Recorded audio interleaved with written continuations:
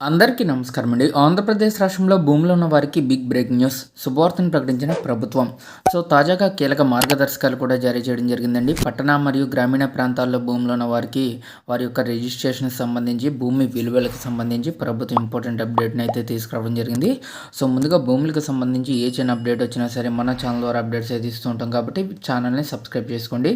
వీడియోని ఒక లైక్ చేసి మీ తోటి ఉద్యోగ మిత్రులకు, అలాగే ఎవరికైతే భూములు ఉన్నాయో వారందరికీ కూడా ఈ వీడియోని అయితే షేర్ చేయండి. భూముల యొక్క విలువల పెంపు నిలుపుదల, పాత ధరలకే రిజిస్ట్రేషన్లు, ఇది తాత్కాలికమేనంటున్న అధికారులు. భూముల మార్కెట్ విలువల పెంపును ప్రభుత్వం తాత్కాలికంగా నిలుపుదల చేసిందండి.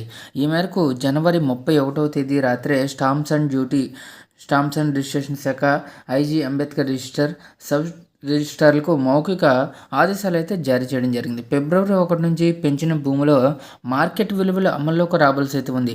ఆదివారం సెలవుదినం కావడంతో పైనుంచి పెంపునకు గ్రీన్ సిగ్నల్ రాకపోవడంతో ప్రతిపాదన కాగితాల్లోనే ఉండిపోయింది.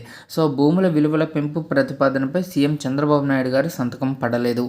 దీంతో తాత్కాలికంగా భూముల విలువల పెంపు, పట్టణాల్లో పెంచిన వివిధ రేట్లను నిలుపుదల చేసి పాత ధరల ప్రకారంగానే రిజిస్ట్రేషన్లు అయితే చేస్తున్నారండి.